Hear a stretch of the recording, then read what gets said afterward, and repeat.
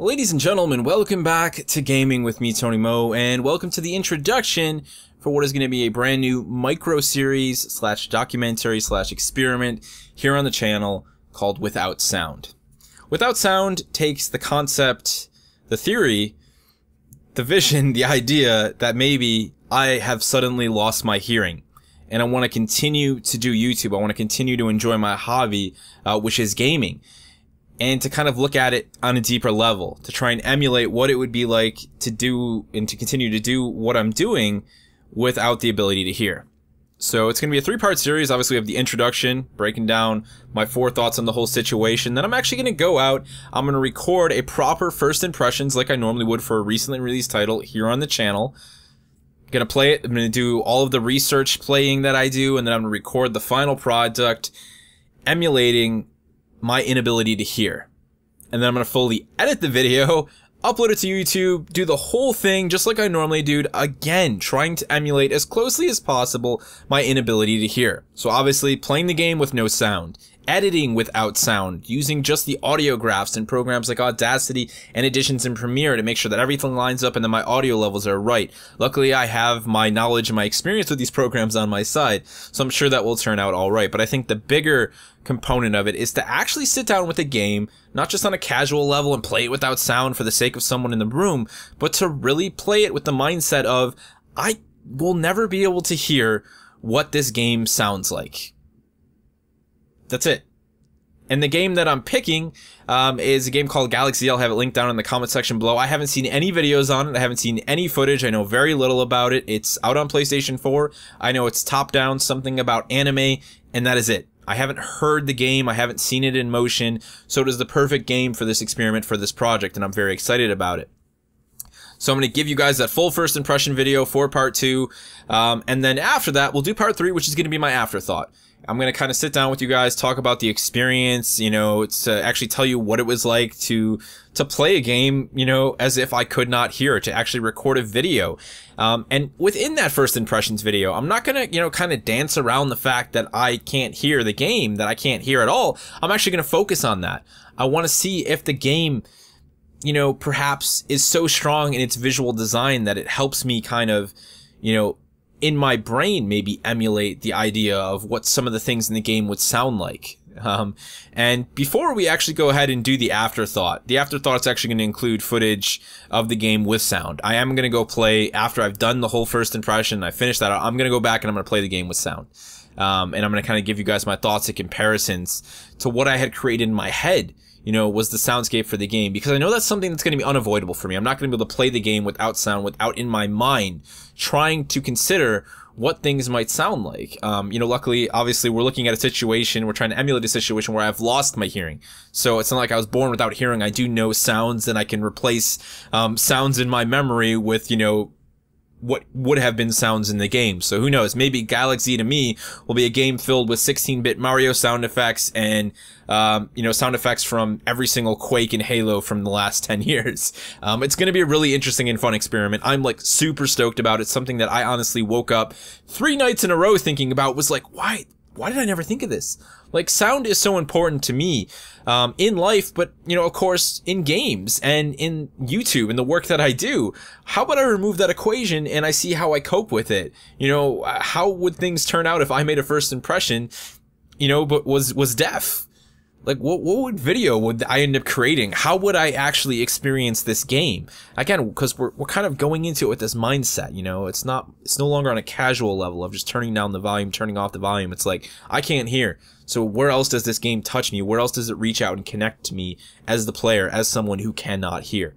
I'm really excited about this. I'm really stoked. When I think, you know, back in life to some of my greatest memories, I have to say that for me personally, the reason that I chose this idea was that sound has always stood out to me more than sight and then smell. Like, my greatest memories, my, you know, most fond moments of nostalgia come from sound. And I think for, you know, for people who enjoy things like video games, I think we kind of all have like a back catalog of those, you know, those sound bites in our head that we can replay at any given any moment. You know, the sound of a Lancer active reloading in Gears of War, all the way back to pulling a mushroom out of the ground in Super Mario World 2. You know, it's just like, these are things that stick with you, you know, running over armor plating in Quake or Unreal Tournament, that clink, clink, clink, you know, it's like, you just know it. You can remember it on a whim and you play it back in your head, and it's often tied to a really great memory. I'm sure that if you right now watching this stopped and thought for a second, you know, you could think of a very specific memory in your life from, you know, doesn't matter the age, you know, I can think back to when I was 5. You know, and you can replay that sound in your head, and you can use that sound to kind of help create the vision in your head of that specific memory. I mean, for me, a very specific moment that has always stuck with me was the first time that I ever rode on the back of my dad's XT350. I think it was the first time that I had ever heard a 4-stroke motorcycle. I actually had grown up riding a little 50cc Suzuki. It was 2-stroke. It was like, you know, it was a 2-stroke. I loved it. So to hear his 4-stroke, you know, kick up for the first place. And it wasn't just the bike itself. What it actually is, it's so specific. It's the sound that the Kickstarter makes on an XT350. It's this ratchety, like, you know, crickety sound, like, honestly, if you ride bikes out there and you somehow stumble across this video and you're like, yeah, I know exactly what sound you're talking about, you'll know what I was saying. That sound is so near and dear to me, because I remember having the bike out in my front yard. He actually had taken a heat blanket and wrapped it around the exhaust pipe on the bike so I wouldn't burn my leg when I was in the back of the bike as a kid, you know, even through my jeans. And, you know, if I put my hands down there any chance, you know, he made the bike, like, you know, kid proof. He didn't want me to have to worry about, you know, the exhaust. He just wanted me to enjoy the ride. But that sound, the sound of that Kickstarter, has stuck with me, and it's made that memory, you know, so ingrained in my brain. So sound to me, audio design in games, you know, my love for music, it's also important to me. It was why it was kind of a given that this was something that kind of just came to fruition on its own, while I was sleeping, was really what happened. It's kind of just something that came to me in a dream, I guess you could say. So I'm really excited about the whole thing. I'm excited about, just, you know, it's going to be fun. It's going to be really fun to create this video and to just publish it, you know, and just be like, hey, this is my first impressions for Without Sound. It's my first impression of a game as if I couldn't hear. And to give you guys my afterthoughts, I think there's going to be I hope there's going to be a lot of just, you know, kind of, I don't want to say profound, but yeah, maybe profound moments that I have in doing this little project, this little experiment, where, you know, maybe it helps me highlight other senses. If anything, I feel that I can benefit from this, and I can use this to improve certain elements of the way that I do first impressions and critical thinking inside of my videos on the channel. I'm very, very excited about it. So I'm going to be playing Galax all week in that environment. You know, I'm going to have earbuds in with hunting, you know, shooting muffs over the top of that, trying to isolate as much of my voice as I can. I'm going to eliminate all sounds from my room. Everything is going to be on no sound. The game obviously on no sound, all of that getting clicked off. I'm going to play this game, research it just like I normally would, then I'm going to make the video. Hopefully I'll have it for you guys by the end of this week, or sometime next week, and then we'll follow that up with my afterthoughts after I play the game with sound, and we'll kind of close up the whole series, the whole experiment, and I just think it's really going to be awesome. All I want to ask you guys is to let me know down in the comment section below your, like, sound-driven memory. You know, that sound that when you hear it just brings back you know, a cornucopia of memories for you. Let me know, share it down in the comment section below.